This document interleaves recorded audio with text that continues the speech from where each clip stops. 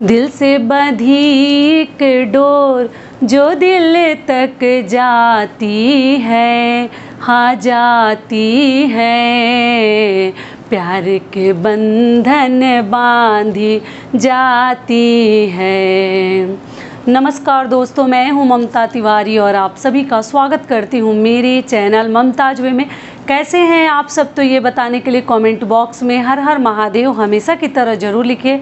तो चलिए दोस्तों, आज हम इस वीडियो में जानेंगे बहुत ही महत्वपूर्ण बातें कि दीदी हरितालिका तीज का व्रत पीरियड में कैसे करें। आप लोगों ने पूछा है, तो इसी के ऊपर आज का हमारा वीडियो है। और साथ में एक चीज़ और बताऊंगी कि नहाए खाए के दिन हमें कौन कौन से बातों का ध्यान रखनी है, गलती नहीं करनी है। ठीक है, ऐसे मैं वीडियो डाल चुकी हूँ, फिर भी एक इम्पॉर्टेंट बात इसमें बतानी है, वो भी मैं शेयर करूँगी। तो आप बने रहिए मेरे साथ मेरे चैनल पर। अगर आपको मेरा वीडियो पसंद आता है तो प्लीज़ आप मेरे चैनल को सब्सक्राइब कर दीजिएगा, बेल आइकन को प्रेस कर दीजिएगा, जिससे मेरे वीडियो के नए नोटिफिकेशन आप सभी के पास सबसे पहले पहुँचे। तो चलिए शुरू करते हैं और जान लेते हैं सभी महत्वपूर्ण बातें। तो सबसे पहली बात है कि हरितालिका तीज का व्रत इस साल 2022 में 30 अगस्त को हमें रखनी है। दिन है मंगलवार। ठीक है, तो नहाए खाए के लिए देखिए, मैं वीडियो में ऐसे एक पहले वीडियो में बता चुकी हूँ, फिर भी आप लोगों ने पूछा है तो बता दे रही हूँ। तो देखिए, नहाए खाए जो है मंगलवार को हमें व्रत रखनी है, तो सोमवार को आप लोग नहाए खाए का जो नियम विधि है कर लीजिएगा। मसूर की दाल, लहसुन प्याज, मतलब अगर खा लिए हैं तो उसके बाद बाल धो लीजिएगा। लहसुन प्याज खाकर हमें व्रत नहीं रखनी है, रात को ना बनाएं। कुछ मीठा बनाकर ही व्रत रखा जाता है। इसमें गुजिया बनाते हैं और वही गुजिया थोड़ा सा खा लीजिएगा और दान करने के लिए भी शुद्ध बनाकर रख लेते हैं। जो हम दान करते हैं तीज के दिन भगवान को चढ़ाते भी हैं।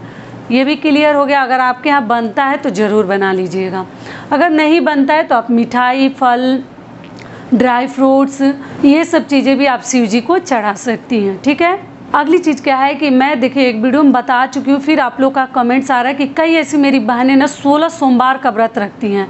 तो आप लोग कह रहे हैं कि 16 सोमवार का व्रत रखेंगे तो फिर मंगलवार को हम हरितालिका तीज का व्रत कैसे करें।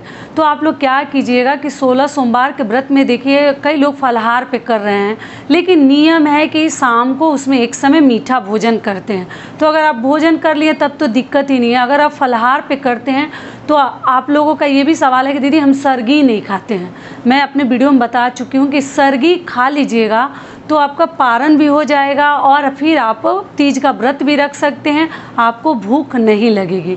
तो आप लोग कह रहे हैं कि दीदी हमारे यहाँ सरगी खाया ही नहीं जाता, तो नहीं खाया जाता तो भी आप सुबह में भोर में उठकर, आप लोग पूछ रहे हैं किस दिन के भोर में, तो देखिए 12 बजे रात, सोमवार को 12 बजे के रात, 12 बजे के बाद, मतलब रात जो है 12 बजे के बाद 1, 2, 3 बजे भोर में आप कुछ ना कुछ सरगी कर लीजिए।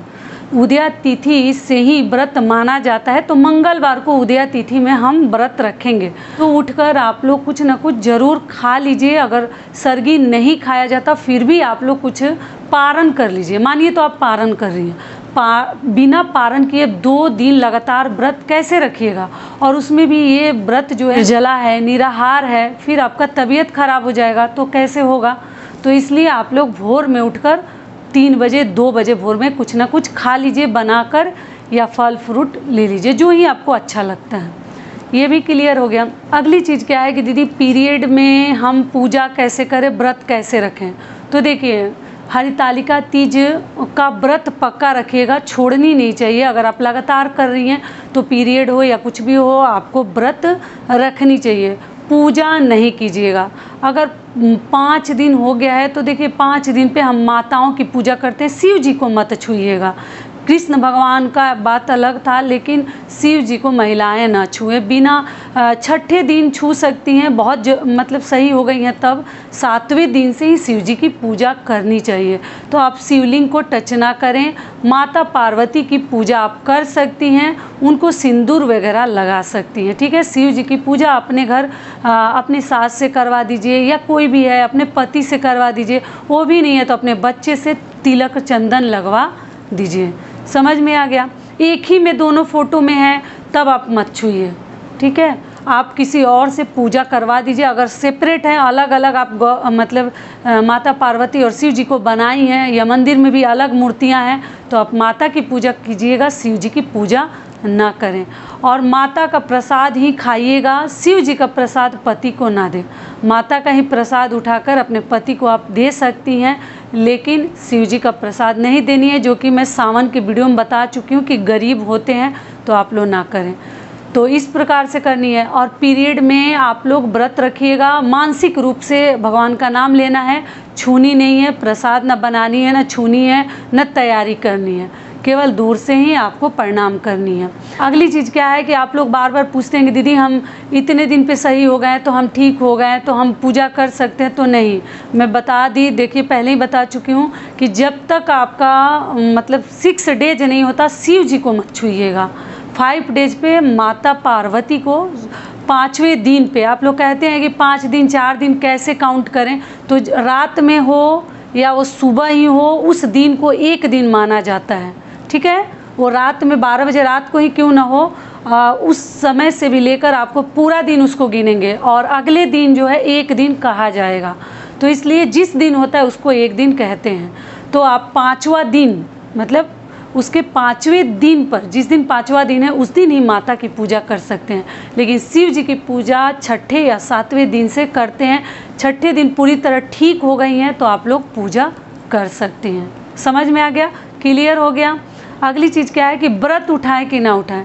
देखिए पीरियड में व्रत तो नहीं उठानी चाहिए, मतलब कोई भी नया व्रत नहीं उठानी चाहिए। लेकिन बात रह गई कि शादी के तुरंत बाद अगर हरितालिका तीज का व्रत पड़ता है, तो जिनके यहाँ होता है वो पक्का, जो सास नंद हैं या बड़े हैं, वो पक्का हमसे उठवा देते हैं कि नहीं तीज का व्रत उठा लो। अगर मलमास वगैरह नहीं रहता है तो और उठानी भी चाहिए, क्योंकि शादी के तुरंत बाद ये व्रत उठा लिया जाता है। और पीरियड में तो नहीं उठानी चाहिए। लेकिन देखिए मैं ये भी कहना चाहूँगी कि कई लोगों का अपना अपना मत भी है, आप लोग अपने घर का थोड़ा सा नियम विधि जान लीजिएगा। लेकिन मैं ये भी एक चीज़ आपसे शेयर कर रही हूँ कि देखिए मान लीजिए कि इस बार तो आपका ऐसा हो गया, लेकिन अगले बार कौन जानता है कि आप ठीक रहेंगे कि नहीं रहेंगे। तो फिर अगले बार मलमास हो जाएगा, 2 मास हो जाएगा, फिर कैसे करेंगे। तो आप देख लीजिएगा, व्रत रख सकती हैं, सारे कार्य आप कर सकते हैं, दिन भर भगवान का नाम ले सकती हैं, लेकिन आप जो है पूजा ना करें। अपना पूजा जो है ना अपने घर के किसी और व्यक्ति से, किसी महिला से, आस पड़ोस की भी किसी महिला से आप मदद ले सकती हैं और पूजा करवा के व्रत का संपूर्ण लाभ आप उठा सकती हैं। के घर के अलग अलग मान्यताएं होती हैं, तो कई लोग कहते हैं कि नहीं उठाना चाहिए और कई लोग कहते हैं कि उठा लेनी चाहिए। तो आप लोग देख लीजिएगा। लेकिन अब मैं तो कहूँगी कि मेरे हिसाब से आपको उठा लेनी चाहिए, क्योंकि लड़कियां जो है ना हर बार फंस जा रही हैं और वो नहीं उठा पा रही है, तो कितने साल वेट कीजिएगा। और ये व्रत ना हमें नहीं छोड़नी चाहिए। शादी के तुरंत बाद, जो कि मैं बता चुकी हूँ, आपको उठा लेनी चाहिए। तो आप लोग उठा लीजिए। और क्योंकि इस साल मलमास नहीं है, फिर अगले बार ना कुछ और मुसीबत आके खड़ी हो जाएगी। तो इसलिए इस प्रकार से आप लोग कर लीजिएगा और पूजा अर्चना ना करें। पति को प्रणाम कर लीजिएगा, वही सबसे बड़े परमेश्वर हैं हमारे लिए, तो वही आपके लिए हो जाएगा। पति को तो कम से कम छू सकते हैं ना, भगवान को हम स्पर्श नहीं करेंगे, लेकिन पति को तो छू ही सकते हैं। ऐसे तो पति को भी पहले ज़माने में लोग नहीं छूने देते थे। घर के बड़े बुजुर्गों के लिए, पति के लिए भोजन भी हम नहीं बना सकते थे। लेकिन अभी इतना सब लोग नहीं मानते हैं, तो आप अपने पति को ही पैर छू के प्रणाम कर लीजिए। और व्रत चाहें तो आप पीरियड में भी नया व्रत शुरू कर सकती हैं। ठीक है, तो समझ में आ गया, सारी बातें क्लियर हो गई। और अगली चीज़ क्या है कि दीदी पीरियड में क्या हम सज संवर सकते हैं? तो हाँ, आप पीरियड में तीज के दिन एकदम आराम से सज संवर सकती हैं, नया वस्त्र पहन सकती हैं, कोई दिक्कत नहीं है। केवल भगवान की पूजा नहीं करनी है।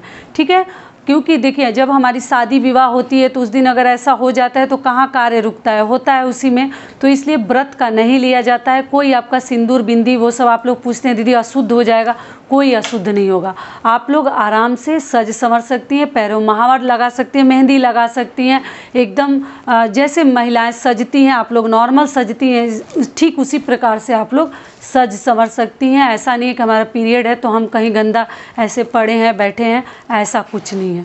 ठीक है, बाल उस दिन ना धोएं, उस दिन ध्यान रखें, उस दिन बाल ना धोएं, क्योंकि सुहाग का व्रत है और पीरियड का भी बाल मैं तो कहूँगी कि तीज के दिन ना धोएं, एक दिन पहले धो लें। सिर के ऊपर से आप चाहें तो नहा सकती हैं।